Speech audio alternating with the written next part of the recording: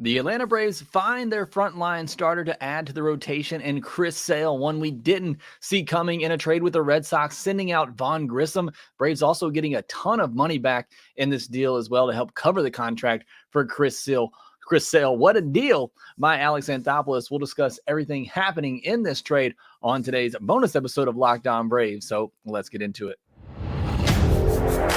You are Locked On Braves, your daily Atlanta Braves podcast. Part of the Locked On Podcast Network, your team every day.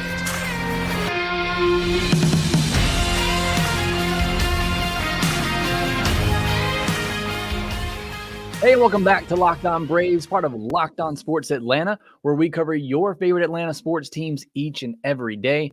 I am your host, Jake Mastriani. You can follow me on social media at Shortstop Ball. Also, make sure you check out my written work over at BravesToday.com, where I know we already have an article up, and we'll have more coming your way to cover this trade with Chris Sale. Make sure you follow the podcast on social media at LockedOn_Braves. Send in any questions, comments, or feedback that you have for the podcast. Always enjoy hearing from you.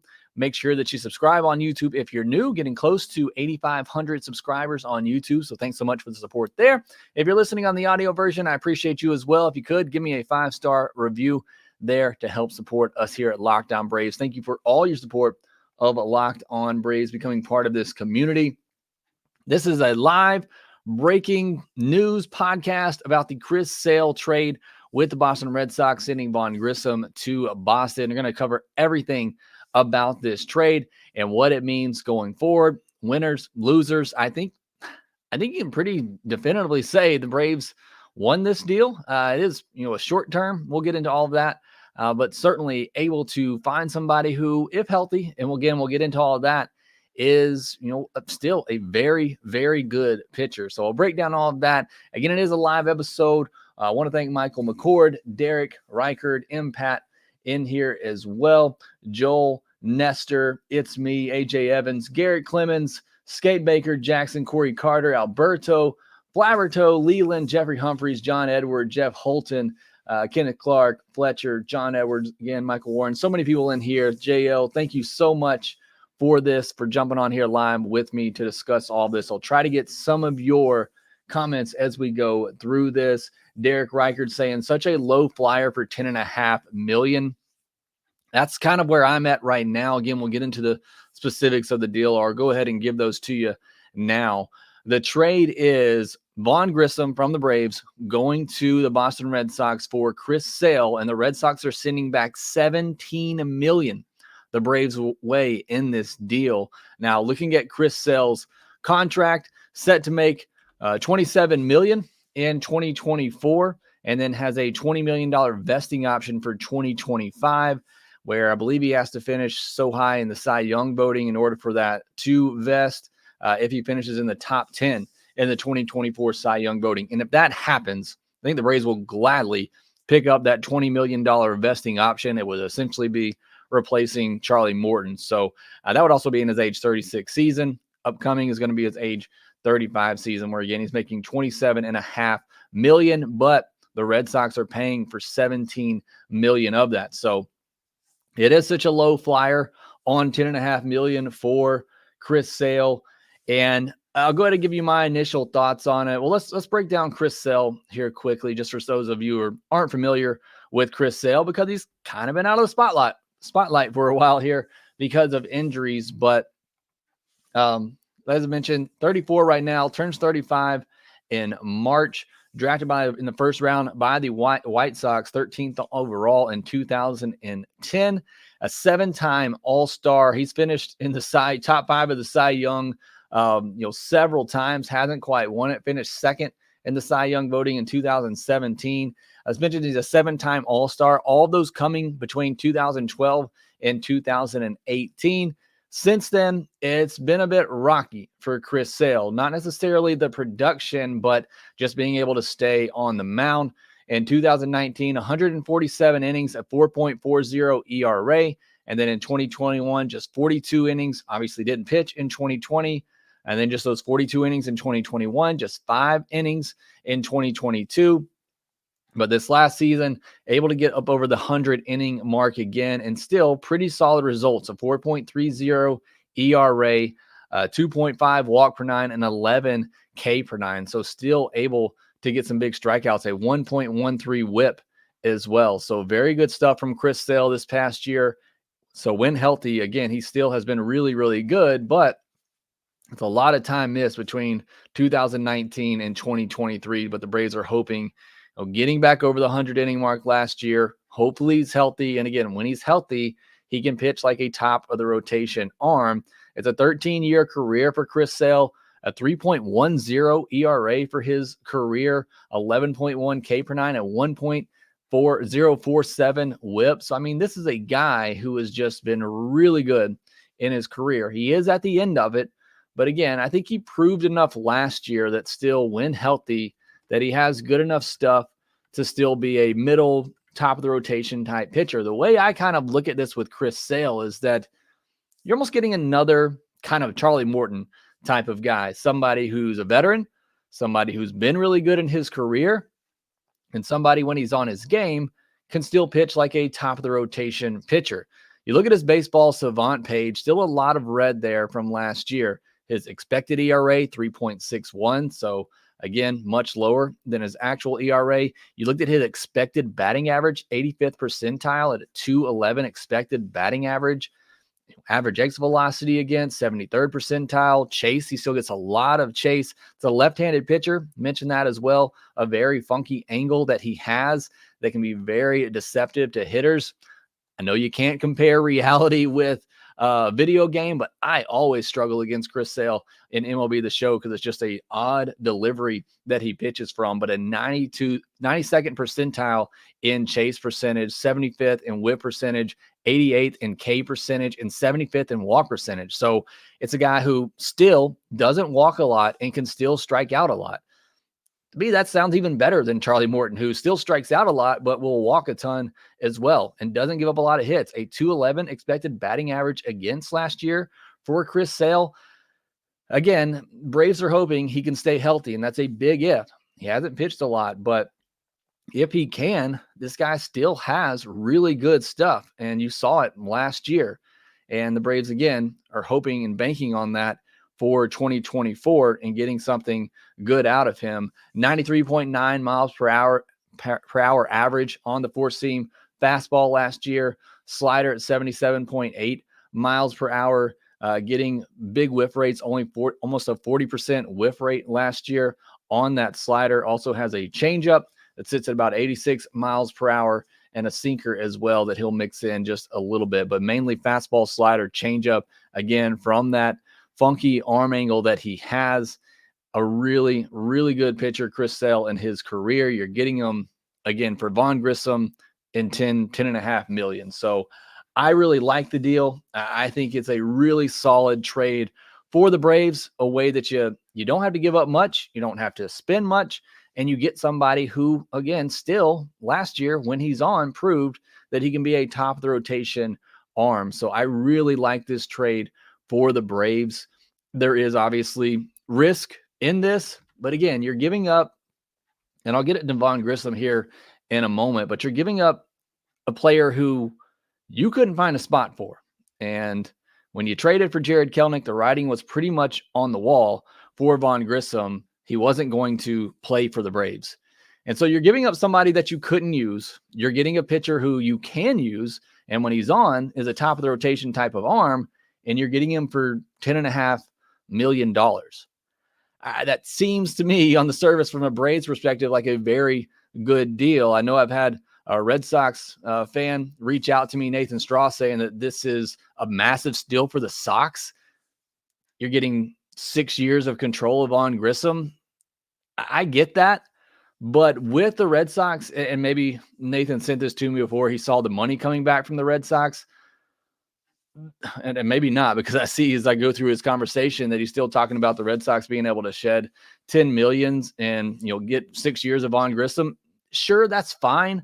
I get that. But from the Braves perspective, they weren't going to use Vaughn Grissom. And you're getting somebody who's a mid-rotation type of arm with top of the rotation upside for $10 million.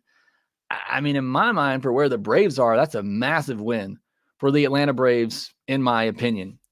Hopefully that's good for the Red Sox too. And I wish the best of Vaughn Grissom. And again, I want to get to that side of things here in a moment, but I just can't see how this isn't a huge win for the Braves in this deal and what they are getting. And I see Eric Foe saying terrible trade. So certainly not everybody agrees with me out here, but yeah, as Chad Gillette says, I like this better than giving up AJ Smith-Shawver and Waldrop.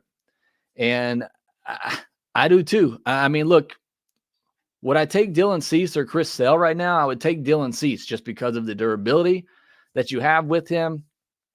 But if you're not going to extend Cease and you don't think that's a possibility, I'd much rather have Sale on this type of deal. And he does have, another option here, like I said, for 2025.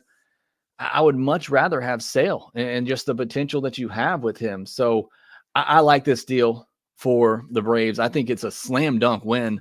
I won't say win. I think both teams could win in this deal. Like Nathan told me and was messaged with me on Twitter, I think it's a good deal for the Red Sox. They save some money. They're able to get a player in Vaughn Grissom they have a lot of control under. That's great for them, maybe for where the Red Sox are. Maybe they consider this a win. But from the Braves' perspective, I think it's a huge win because you're getting a really good starter for $10 million, and you're getting rid of a player that you weren't going to use anyway and that you didn't have a spot for. So I love this move for the Braves. I think it's an absolutely big win for the Braves to get another big-time arm. Next, I want to get to the other side of it as well, talk about Vaughn Grissom, get some more of your comments, and talk about what this means going forward. Are the Braves done? What does this rotation look like? How good can it be? We'll discuss more of that here next. Get in on the action this NFL season with FanDuel, America's #1 sportsbook. Right now, new customers get $150 in bonus bets with any winning $5 moneyline bet. That's $150 if your team wins. If you've been thinking about joining FanDuel, there's no better time than right now. You got the college football bowl games going on. I was glad to break away from the terrible Auburn game to come record this podcast, but there's a lot of bowl games going on, college football playoff happening on New Year's Day. You got NFL season coming to an end of the playoffs right around the corner, and then you got NBA and NHL in full swing for their regular season. So much sports action going on right now that you can get in on over at FanDuel.com/lockedon. Their app is also so easy to use, and they have a wide range of betting options, including spreads, player props, over-unders, and more. They already have their future bets out for next year for Major League Baseball. If you want to go check that out, you can see Ronald and Spencer Strider are the NL MVP and NL Cy Young favorites right now. Braves are not the favorites to win the World Series anymore, falling behind the Dodgers with all their moves, but they're still right there in the mix. And certainly this trade for Chris Sale has to help them out a little bit. So go to FanDuel.com/lockedon to get in on all that action. Also visit FanDuel.com/playsafe for tools and resources to help you stay in control of the way you play. FanDuel, official partner of the NFL. All right, I also want to remind you, Locked On has launched the first ever national sports 24/7 streaming channel on YouTube. Locked On Sports Today is here for you 24/7, covering the top sports stories of the day with the local experts of Locked On, plus our national shows covering every league. Go to Locked On Sports Today on YouTube and subscribe to the first ever national sports 24/7 streaming channel. Let's get back into this trade for Chris Sale, sending Vaughn Grissom to the Boston Red Sox. Want to again appreciate you and thank you so much for joining me here live to discuss this. We're up over 350 people in here live, so thank you so much for that. See Clinton Darnell saying, I don't like it. Sale is old and beat up and injury prone. And that is the risk, and I get that. I certainly do. But you're getting it for $10 million.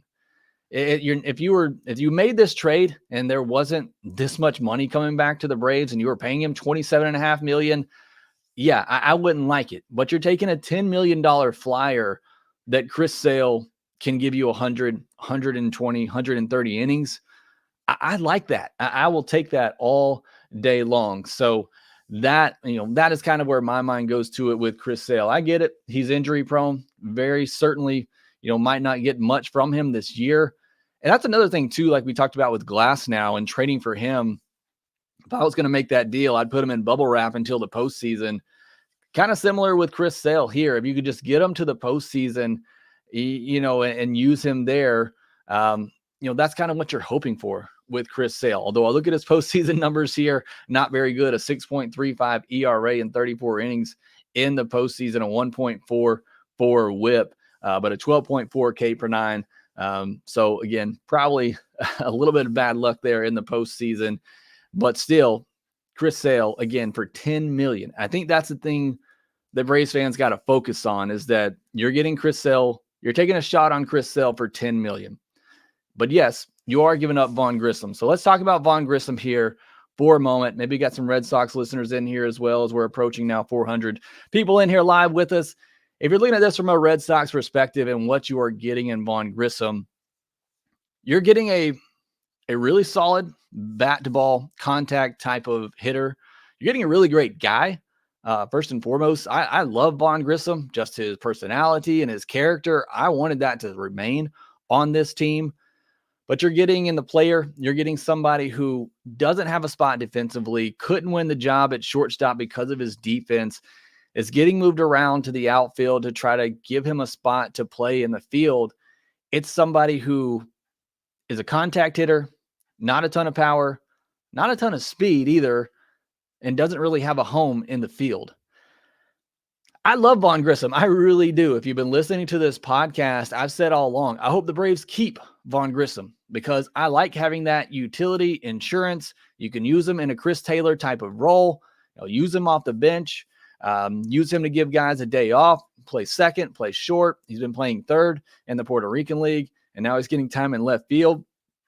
That's the ultimate role that I see for Vaughn Grissom, is that Chris Taylor type of player who, maybe isn't a superstar, but somebody that can come in, put the bat on the ball. I think he can hit 280 in the big leagues. I think he probably will one day.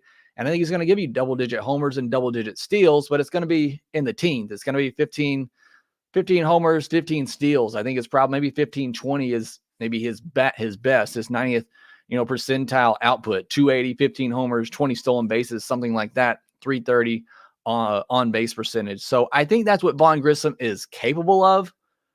I think the big question, for the Braves certainly is, where do you play him? And as John Edwards Kruger says, his defense was bad, and it was. I mean, if he had any type of defense, if he was just an average defender, he would be the Braves shortstop right now. I truly believe that, because I think the bat will play. And I think he can hit at the big league level, but his defense was so bad that the Braves couldn't give him that job. They weren't willing to give him that job.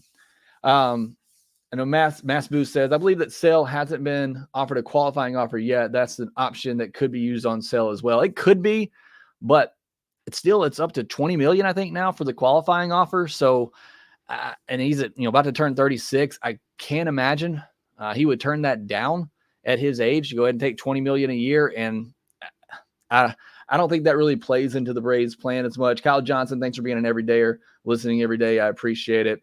But getting back into the discussion of Vaughn Grissom, I love him. And I love his character. I love his personality. I like his skill set as a hitter. And I think that skill set could be needed in this Braves lineup. It's kind of different than what they have going on right now, but he had no spot on this team. I mean, there's just no place to play him. I mean, he was one of the AAA, MVPs last year, could have been. And the Braves had nowhere to put him in this lineup. So he wasn't going to play for the Braves. He wasn't going to have a spot here unless there was an injury. And again, I liked having him there for that insurance if there was an injury, but he just really didn't have a home.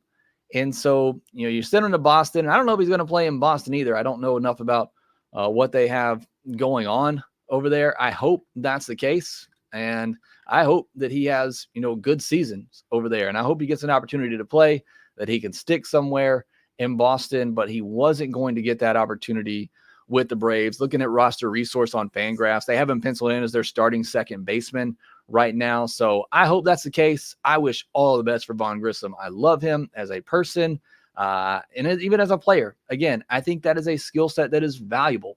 And it's why I wanted the Braves to keep him, to have him as that utility backup type of player. But I don't know with this Braves roster, unless he just really significantly got better defensively, that he was going to have an everyday home if he really was turning it on in left field and that became a spot for him. But again, once you traded for Jared Kelenic, kind of seemed like this was going to happen at some point. I've said all along for Vaughn Grissom, I wouldn't trade him unless I'm getting back a starter with control. And I know that's not the case here. They're not necessarily getting a starter with control. Technically, you have maybe 2 years of control over him, but I still really, really like this deal because of where the Braves are. And again, I think if you're a Braves fan and you're looking at this deal and how to evaluate it, you're getting a pitcher who has frontline potential for $10 million, and you're giving up a guy in Vaughn Grissom who doesn't have a spot on your team and wasn't likely going to have a spot on your team going forward. So that, in my mind, is how I look at this deal for the Braves. See Miguel Frias saying that it's a trash trade. Others in here that are in here don't like it as well. I get it. I would love to hear more of your thoughts other than sending a trash can emoji. This isn't an Astros comment section. But I feel like it's a pretty solid to good, really good trade for the Braves. Obviously, a lot depends on the health of Chris Sale, but I think this is a really good move for the Braves. I want to get some more of your comments and give my final thoughts on this trade here next.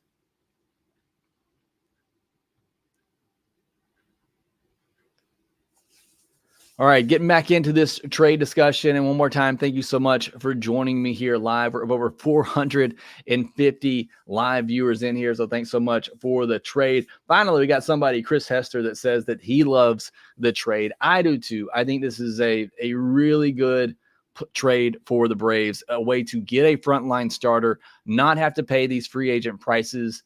And again, I like Vaughn Grissom, but you're giving up who I think ultimately is a utility player. Maybe he sticks at second base for a time for the Red Sox. Maybe he becomes a DH. It's not typically somebody you're going to put in your DH spot, but I think ultimately Vaughn Grissom's a utility player. He's insurance if somebody gets injured. I don't know that he had an everyday role on this team unless his defense significantly improved. So I love this trade. Wales one saying, I'm excited for getting Sale. Leland says overall a good deal. Brian Jerome says, I'm a Boston fan, unfamiliar with Grissom. What can we expect from him up here? Go back and listen to the second segment that I did on this podcast, but he's mostly a contact hitter, utility type of player, doesn't have a position defensively right now. Again, if he could play shortstop at all, just an average shortstop defensively, I think he'd still be with the Braves. Tom Joe saying a risky trade. It is certainly a risky trade. There's a real possibility that the Braves just gave up Vaughn Grissom and you get nothing in return. If Sale gets injured again and doesn't pitch this year, then you've just given up one of your best trade assets for nothing. So it's risky, certainly, but it's also risky trading for any pitcher. You could trade for Dylan Cease. He could get Tommy John in the middle of the season again, and you would get nothing from him. Same if you were to trade for Corbin Burns. I mean, it's all types of risk when trading for pitchers. Impact says, I think it's a great trade if you give 130 or if you get 130, 150 innings, 25 to 30 starts and an ERA under 4 from Sale. Yeah, I mean, that's the part of it. In order for this to end up being a win for the Braves, I think you got to have Chris Sale in the postseason. And again, I've said this before, talking about the rotation going into 2024.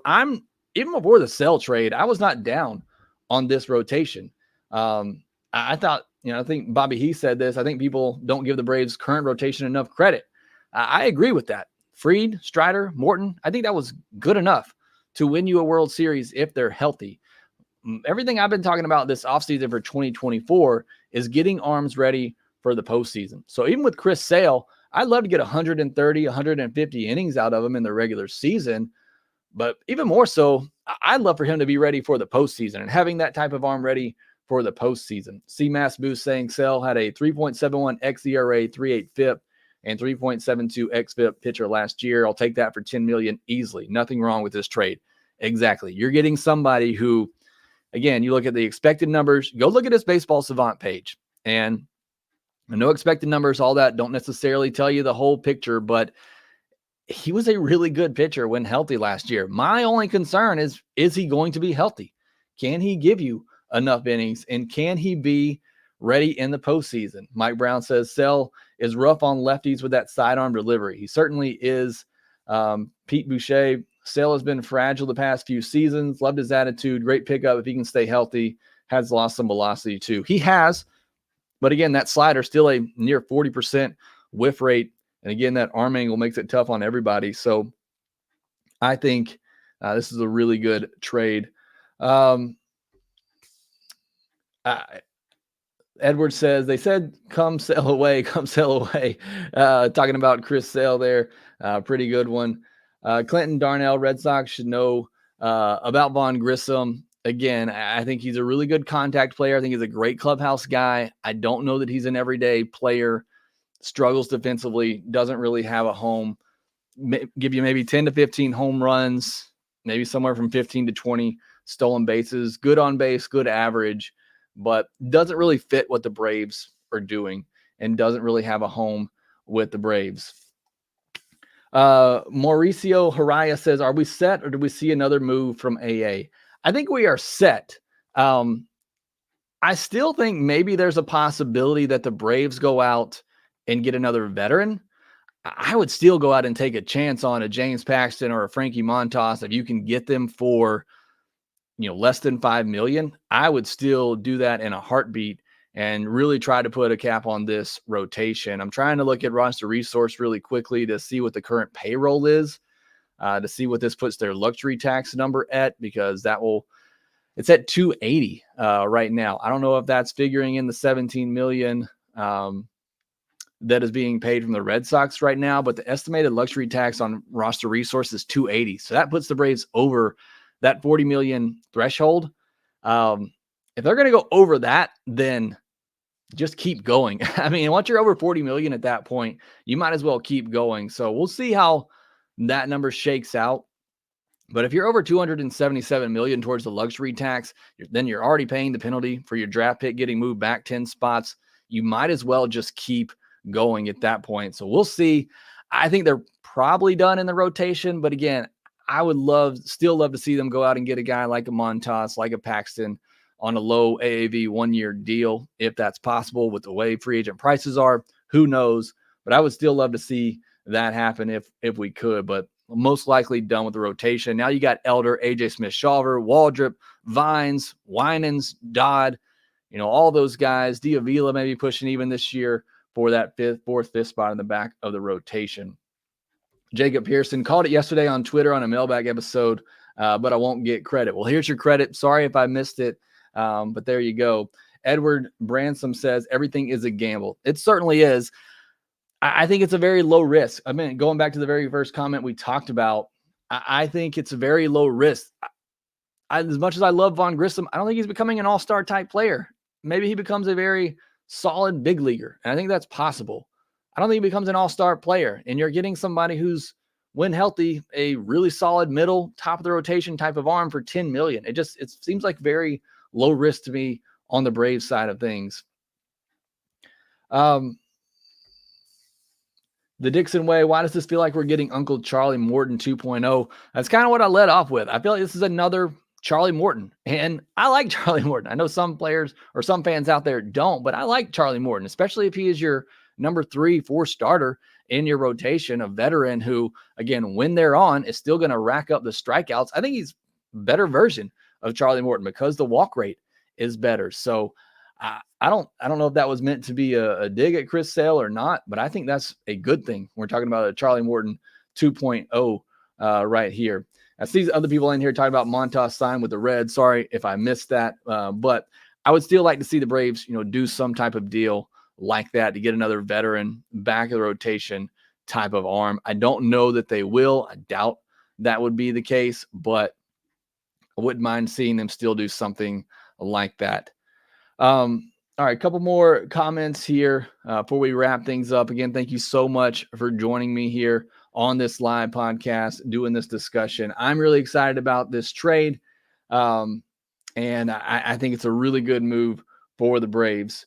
And I'm really excited to see what Chris Sale can do in Atlanta. It's somebody I wish they would have traded for 10 years ago and gotten, but Here he is now backing up this rotation. Now you're looking at Strider and Fried at the top as your aces, Charlie Morton, Chris Sale, the veterans behind them. And then I mentioned the guys you have at the back of the rotation, and Elder, Winans, Vines, Waldrop, AJ Smith-Shawver. Develop those two studs, and hopefully one of them takes a rotation spot by the end of the year. So I'm feeling much better about the Braves rotation going into 2024. Maybe it's not the move you wanted. It's not a Dylan Cease. It's not a Corbin Burns. You're not signing for Yamamoto or Nola or Montgomery or Snell. But I think this was a very low risk, cheap way for the Braves to get somebody who has top of the rotation potential. So I think this is a great deal for the Atlanta Braves. If you don't agree, let me know in the comment section below. If you do agree, let me know in the comment section below. I'm sure there'll be more fallout from this. Again, we'll be back next week on Monday. I'll have my Minors Monday, but I'm sure we'll be doing some more fallout from this trade as well. Maybe even on our midweek podcast, and then we'll have another mailbag episode on Friday. If you haven't listened to yesterday's mailbag episode, go back and give that a listen as well. Well, that will do it for this bonus episode of Locked On Braves. Thanks so much for joining me to discuss this Chris Sale trade. Big news happening on Saturday. And again, Happy New Year. Unless more big news breaks, this will be the last podcast of 2023. So hope you all have a great New Year's Eve and New Year's Day coming up. And I will talk to you on New Year's Day with our next Minors Monday episode. Make sure you subscribe on YouTube if you're new. Hit that thumbs up button there as well. Rate, review, and subscribe to the Locked On Braves podcast wherever you get your podcast. And we will talk to you next time.